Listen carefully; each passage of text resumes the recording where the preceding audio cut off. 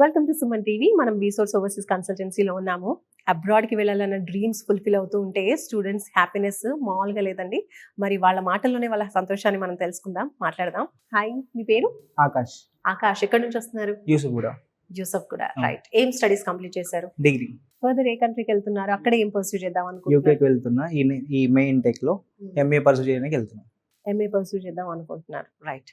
ఆకాష్, మీకు వీసోర్స్ గురించి ఎలా తెలిసింది? అంటే వీసోర్స్ నుంచి ఇంతకుముందు వెళ్ళిన ప్రీవియస్ స్టూడెంట్స్ ఉండే, వాళ్ళ ఫ్రెండ్స్ ఉండే, లైక్ వాళ్ళు సజెస్ట్ చేసినారు అనమాట, ఇట్లా ఉంది మొత్తం ఈజీగా అయిపోయింది అంటే వాళ్ళ త్రూ వచ్చినాను ఇక్కడికి.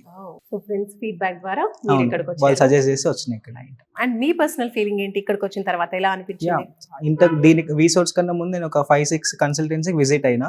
కంపేర్ టు వాటికన్నా ఇది కొంచెం బెటర్ అనిపించింది. నేను ఇక్కడికి ఎప్పుడైతే వచ్చిందో దాని తర్వాత మొత్తం ప్రాసెస్ అంతా ఈజీగా వెళ్ళిపోయింది, అంత బర్డెన్ అనిపించకుండా.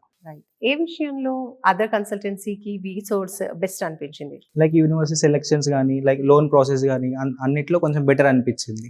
అవి వేరే కన్సల్టెన్సీ కొంచెం గజిబిజిగా ఉన్నాయి. ఇక్కడికి వచ్చేసరికి మొత్తం ఈజీగా వెళ్ళిపోయింది. అది అంటే క్లియర్ గా అయిపోయింది మొత్తం.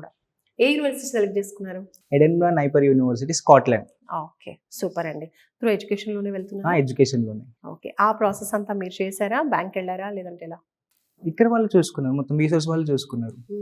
బ్యాంక్ విజిట్ ఏమి వెళ్ళలేదు, అంతా వాళ్ళే చూసుకున్నారు. అంటే డాక్యుమెంట్స్ అన్ని ఇక్కడ సబ్మిట్ చేస్తే వాళ్ళు మొత్తం చూసుకున్నారు.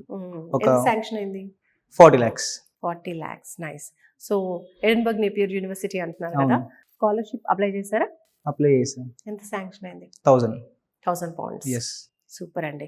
సో హ్యాపీగా ఏ ఇంటెక్ వెళ్తున్నారు? ఈ మే ఇంటెక్ లో. సో ఎలా అనిపిస్తుంది? మీ డ్రీమ్ ఫుల్ఫిల్ అవుతుంది ఈ మంత్ లోనే, ఈ ఇంటెక్ లోనే వెళ్ళిపోతూ ఉన్నారు. కొంచెం బెటర్ ఫీల్ ఉంది. హ్యాపీయా? Yes, full happy.